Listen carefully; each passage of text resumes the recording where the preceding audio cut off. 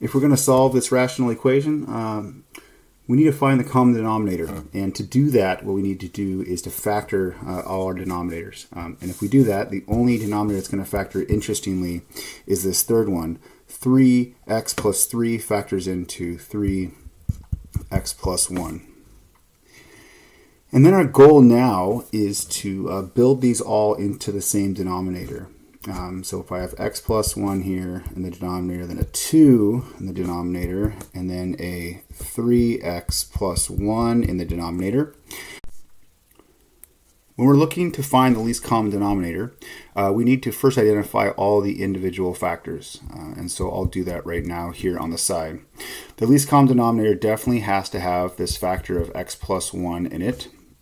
It needs to have a factor of 2 that comes from the middle term.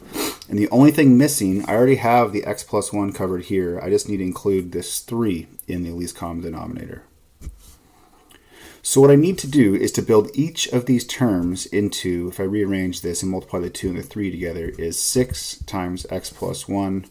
Or another way of thinking about that would be 6x plus 6. So what do we have to multiply these denominators by? Well, first of all, this first denominator, I just need to multiply this by a 6 in the top and the bottom, or numerator and denominator. And the reason for that is the 6 will distribute to the x plus 1 there to make that 6 times x plus 1, or 6x plus 6. The last denominator, I'll deal with that next, is I just need to multiply that by a 2. That 2 will multiply to that 3 to make that a 6 times x plus 1. And maybe the most confusing part will be this middle term. I'm going to need to multiply this by a 3x plus 1 in the numerator and denominator.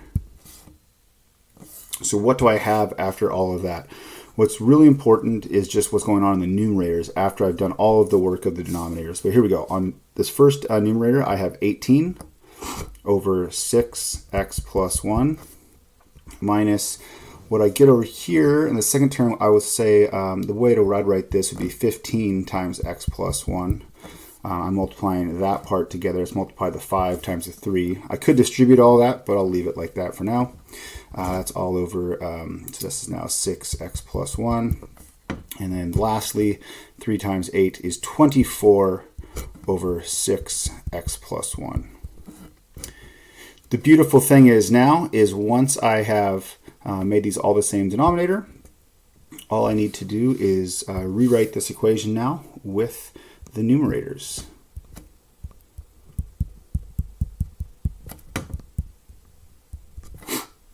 And I solve this linear equation. I get 18 minus 15x minus 15 equals 24.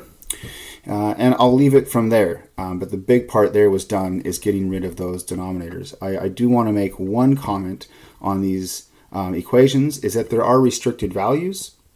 And up above here, the one value we could not have as a solution here would be x equals -1. That doesn't work as a solution, even though it might come to us as a solution when we solve this equation down here.